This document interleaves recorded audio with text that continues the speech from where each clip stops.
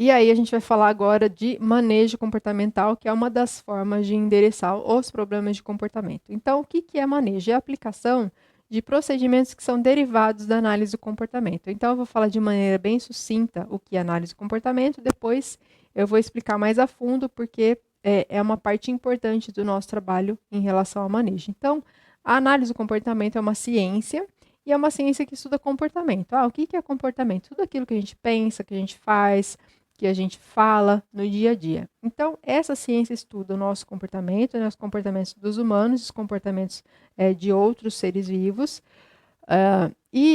O foco da análise do comportamento é entender quais são as relações entre aquilo que a gente faz e aquilo que a gente aprende a fazer de acordo com as consequências daquilo que a gente faz. Então, por exemplo, o que leva as pessoas a ultrapassar um semáforo vermelho? Então, ela vai receber uma multa ou ela não vai receber uma multa. Então, a depender das consequências daquilo que a gente faz, a gente tende a repetir outras vezes ou não. Isso é uma das áreas de estudo dentro da análise do comportamento. Então, existem várias áreas dentro da análise do comportamento e a gente vai falar da análise do comportamento aplicada, que é a parte que se preocupa com as aplicações dessa ciência aos problemas do dia a dia. Então, sucintamente, quando a gente fala de manejo comportamental, a gente está falando de uma área de estudo e está falando de procedimentos aplicados dentro dessa área de estudo. Para que serve o manejo comportamental? Ele serve para reduzir problemas de comportamento, né? Ou seja, comportamentos que trazem riscos ou prejuízos à vida da pessoa ou à pessoa em quem eles se manifestam. Então, os problemas de comportamento, eles tendem a trazer prejuízos, e é por isso que eles são relevantes quando a gente pensa em manejo comportamental. Não dá para a gente observar uma criança se agredindo o outro, ou exibindo outros problemas de comportamento que trazem prejuízos e pensar que não se dá ou não se pode fazer nada a respeito. Muito pelo contrário, a gente precisa olhar com atenção, porque os problemas de comportamento, se não tratados, eles são pervasivos ao longo da vida. Então, uma criança que desde pequena ela agride outras pessoas, imagine se esses problemas de comportamento não forem tratados, quando ela tiver idade suficiente para agredir outra pessoa na rua, ela vai ter consequências, inclusive criminais, jurídicas. Então, é importante a gente olhar para isso com cuidado, trabalhar com prevenção sempre que possível, ou com programas de intervenção que levem a criança a aprender comportamentos saudáveis e adaptativos que coloquem ela dentro do nível de desenvolvimento que ela precisa. Agora eu vou falar das condições da pessoa que trabalha com manejo de problemas de comportamento. Por quê? Para a gente trabalhar com manejo de problemas de comportamento, a gente precisa se capacitar, assim como em qualquer outra área, né? Então é importante que a gente se qualifique para isso, né? Certos problemas de comportamento, eles exigem, inclusive, medidas de segurança, o apoio dos profissionais da medicina, da enfermagem. Então, parecem simples, mas são procedimentos bastante complexos em termos do cuidado que a gente precisa ter na organização de tudo. E, claro que, como profissional, a gente precisa ter certas habilidades. Eu vou falar de algumas delas. A primeira são boas habilidades de avaliação clínica. Então, você se formou, né, como psicólogo, como professor, como fonoaudiólogo, terapeuta ocupacional. Então, assim, dentro do seu curso de graduação, você aprendeu o básico sobre avaliação clínica, né? Como avaliar um paciente baseado na coleta de informações. Então, essa capacidade de avaliação clínica você vai refinando à medida que você vai adquirindo experiência profissional. Então, fazer uma boa avaliação clínica ela é pré-requisito para a gente trabalhar com o manejo de problemas de comportamento. Porque se a gente não sabe como entender a questão, a gente não vai saber como observar e depois como intervir sobre os comportamentos que são relevantes do ponto de vista de intervenção. Uma outra questão interessante também é ter domínio dos princípios da análise do comportamento. Essa é uma particularidade, né, da questão do manejo, porque envolve o profissional que não é psicólogo ter conhecimento numa área que é transdisciplinar. Então, se você não tem conhecimento em análise do comportamento, esse é um curso importante para você. E também tem outras fontes de conhecimento, até no site da Edumove mesmo, que é www.edumovecursos.com.br. E você pode lá adquirir conhecimentos básicos sobre análise do comportamento, mas é interessante você participar de congressos, participar de cursos que vão te fornecer os elementos para você dominar esses procedimentos, esse conceito e essa ciência fundamental para trabalhar com manejo comportamental. Uma outra questão importante também que é saber aplicar corretamente os procedimentos de modificação do comportamento. Então, dentro da análise do comportamento, você precisa saber quais são os procedimentos básicos, mas também precisa saber como aplicá-los.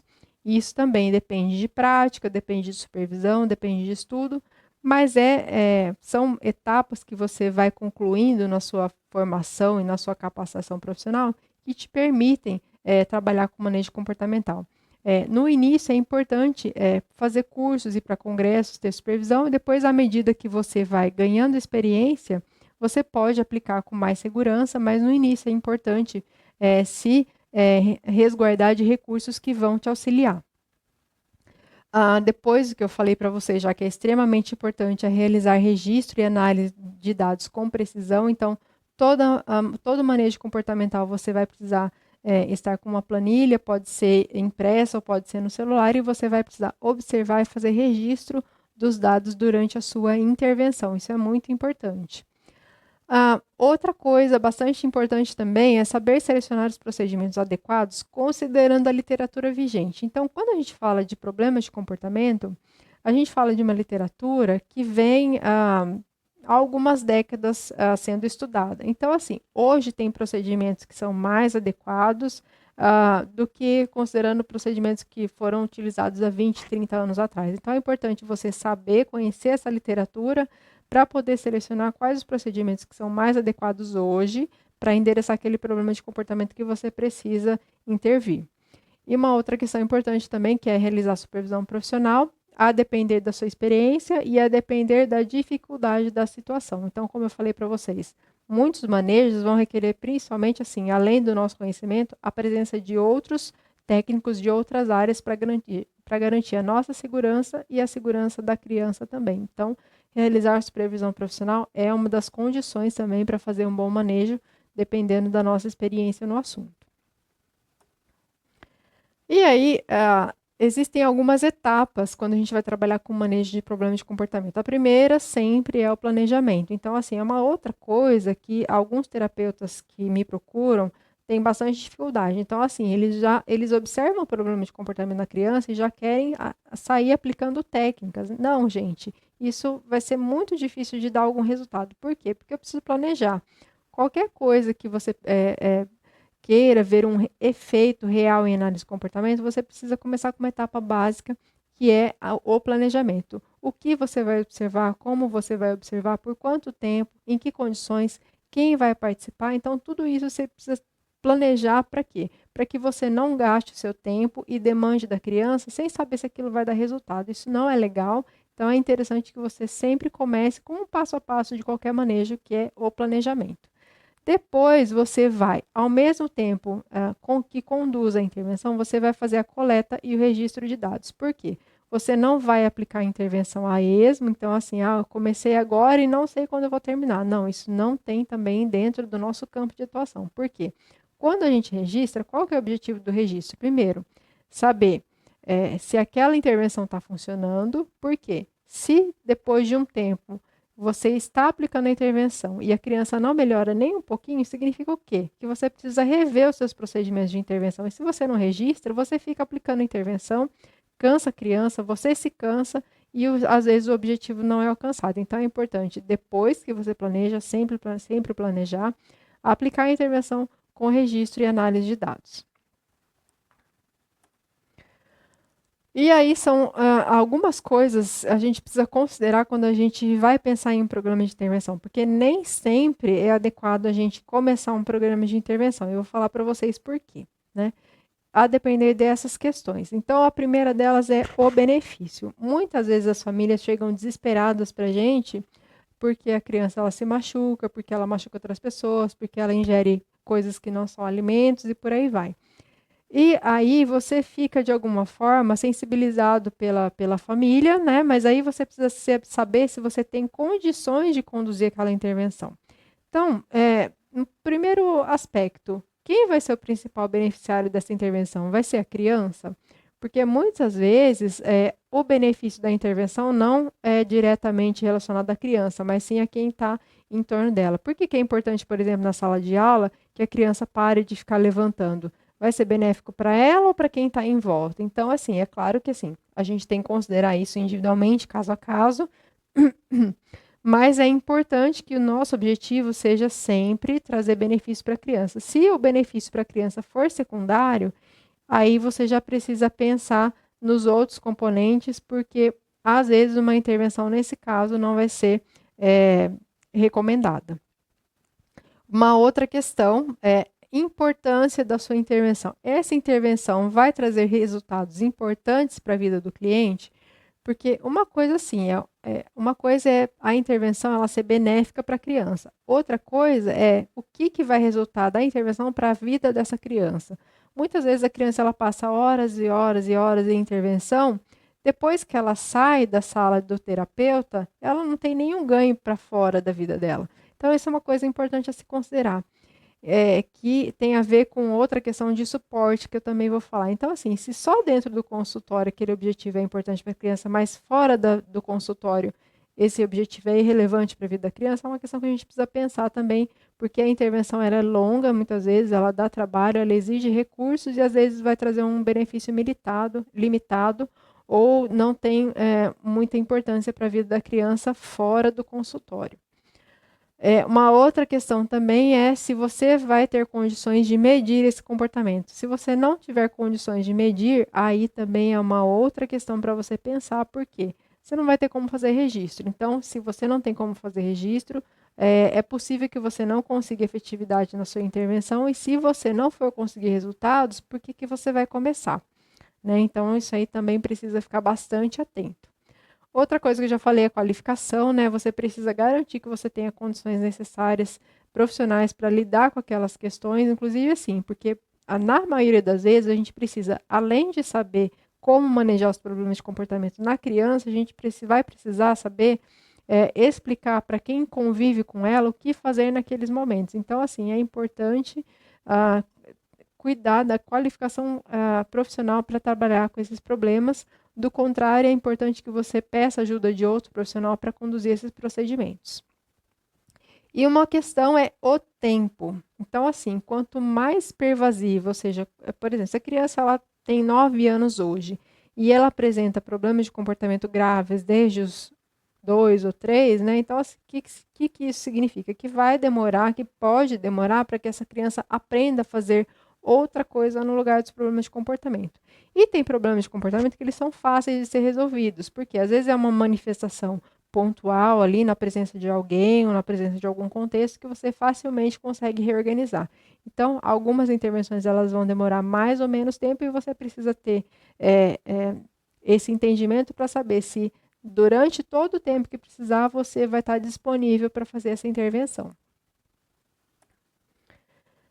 Outra coisa importante também, pós-intervenção, é importante que haja condições para que os efeitos da intervenção se generalizem e se mantenham. Então, aquilo que eu falei para vocês, se a criança aprende um comportamento diferente, mas só no contexto do consultório, qual que é a importância para a vida dela, né? Então, é importante que você também garanta que fora do consultório, você vai poder contar com pessoas que garantam que ela continue exibindo aquilo que aprendeu com você, com outras pessoas, em outros lugares e ao longo do tempo. Então, assim, uma vez que a criança aprendeu a se comportar de maneira diferente, isso precisa se manter ao longo do tempo. Então, por exemplo, daqui 30 dias, se ela já esqueceu tudo, aí vai ser uma outra questão que vai precisar retomar a intervenção, orientar todo mundo de novo. Então, assim, de novo, uma série de recursos e você precisa prever tudo isso antes do seu processo. O suporte fundamental, né? Então, assim, antes de você aceitar um trabalho de intervenção nessa área de manejo, observar se você vai ter pessoas com quem contar para orientar a criança em fazer outras rotinas, praticar em casa aquilo que ela aprendeu dentro do consultório e por aí vai.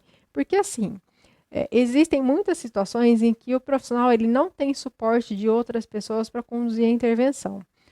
E tem outro cenário que é pior ainda, é quando o profissional ele faz uma intervenção, mas existe o cuidador principal da criança que é contrário à intervenção. Então, isso precisa ser bem conversado, bem ajustado, inclusive em termos de contrato, por quê? Às vezes o profissional ele vai com a maior boa vontade fazer a intervenção, e aí quando ele vai tomar conhecimento, o cuidador, o professor está fazendo justamente o contrário fora da clínica. Então, isso é uma coisa que não tem sentido. Primeiro, porque o profissional ele não vai alcançar os resultados e a criança ela vai ficar confusa sobre o que ela tem que fazer de fato. Então, assim, antes de começar uma intervenção, garanta que você tenha suporte e observe se ao redor, né, no entorno daquela criança, existem pessoas que não concordam e que podem atrapalhar a sua intervenção, porque isso é um ponto importante a ser discutido também. E muito comum, viu, gente? É muito comum, embora pareça até meio absurdo às vezes, né?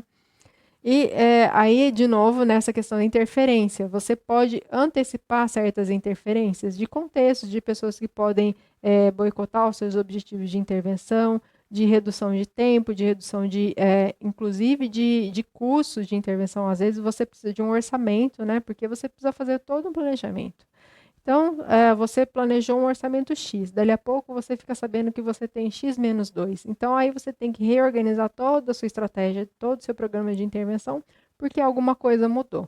Então, é sempre interessante a gente trabalhar com antecipação de todas essas variáveis para garantir o andamento de um bom programa de intervenção. E agora eu vou falar para vocês do passo a passo para fazer esse manejo de problemas de comportamento. Então, assim, entender o que são problemas de comportamento, o que são as técnicas de manejo, ter as condições adequadas e, inclusive, a qualificação profissional. Tendo tudo isso, agora você pode entrar numa segunda etapa, então, que é ir para o passo a passo do manejo comportamental.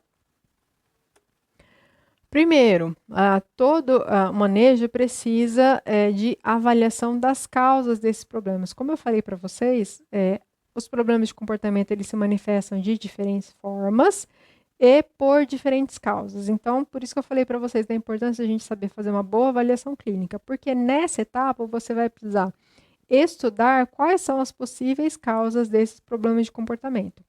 Então, por exemplo, existem condições orgânicas que não são suscetíveis a manejo comportamental. Então, vamos supor que a criança chega no seu consultório com febre e com sono.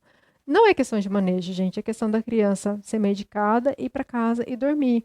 E muitas vezes as famílias têm dificuldade com isso. Elas levam as crianças doentes para o consultório e querem que ela renda em sessão. Às vezes as crianças elas têm 2, 3, 4 sessões em seguida e ela não vai render. Por quê? Porque ela está com uma condição orgânica importante e que não tem manejo nesse caso. A questão é orgânica. Então, se não é comportamental, a tratativa é outra. Então, assim, primeiro passo dentro dessa questão da avaliação é riscar hipóteses, né, de variáveis orgânicas e outras condições em que o manejo não seja aplicável. Os problemas de comportamento que podem ser alterados via técnicas de manejo são comportamentos que possuem natureza aprendida. Eu vou falar mais para vocês sobre isso, né? Mas existem comportamentos que são aprendidos. Então, problemas de comportamento são aprendidos. Então, por exemplo, a criança que bate no coleguinha, a criança que se machuca, muitas vezes isso é mantido por consequências que são de natureza ambiental. Então, às vezes a criança ela se esquiva de alguma situação quando ela bate no coleguinha. Às vezes ela tem alguma forma de atenção social do meio que ela não consegue por outros recursos, e aí esse tipo de comportamento ele se mantém. Então, quando os problemas de comportamento eles são aprendidos, aí, nesse caso, o manejo comportamental se aplica. E agora eu vou mostrar um vídeo para vocês de uma menina para exemplificar essa questão da natureza aprendida dos problemas de comportamento.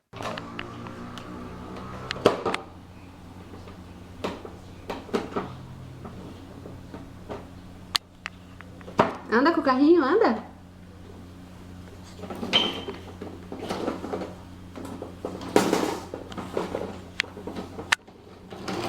E... Você vai passear? Opa, trombou em mim. Tó, deixa a mamãe fechar aqui. Tó, vai lá ver o... Vai lá ver o Pocotó. Vai lá ver o Pocotó. Não, não, isso é meu. Tó. Não.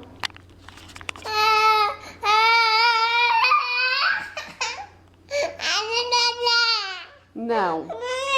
A câmera é minha, Isabela.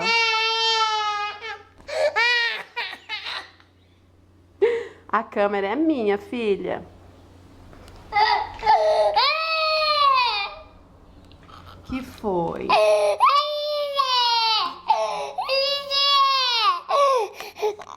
Parou de chorar porque eu te dei a câmera? Hein? Parou de chorar? Pronto. Parou de chorar? Só porque eu te dei a câmera, você parou de chorar? Acabou, chega. Então, gente, nesse vídeo vocês viram uma menina, né, que ela tava ali brincando com o carrinho. Aí depois, em algum momento, ela queria o celular e a princípio a mãe falou que não, que o celular era dela, que ela não podia. E depois a menina começou a chorar, chorar, chorar. A mãe deu o celular para a menina parou de chorar imediatamente. A mãe tira o celular da menina, ela volta a chorar de novo. Então, o que que isso ilustra? Uma birra de natureza aprendida. Então, eu não tenho o que eu quero, eu vou chorar, porque se eu chorar, eu vou ter o que eu quero. Tá? Então, isso é um exemplo e tem vários outros que vocês podem depois procurar. Inclusive, na internet tem muitos vídeos, é só digitar criança fazendo birra, aí vocês vão entender mais a respeito dessa questão da aprendizagem de problemas de comportamento. E no dia a dia, isso é muito importante também para a gente observar, porque algumas crianças elas tendem a apresentar problemas de comportamento quando elas estão perto de alguma pessoa próxima, então perto do pai, perto da mãe. E às vezes com o terapeuta ela é outra criança completamente diferente. Então aí você já começa a ter pistas sobre uma possível causa desses problemas de comportamento e como manejar. E aí é claro que a pessoa, o pai ou a mãe no caso, vai precisar ser reorientado sobre como lidar com esses comportamentos.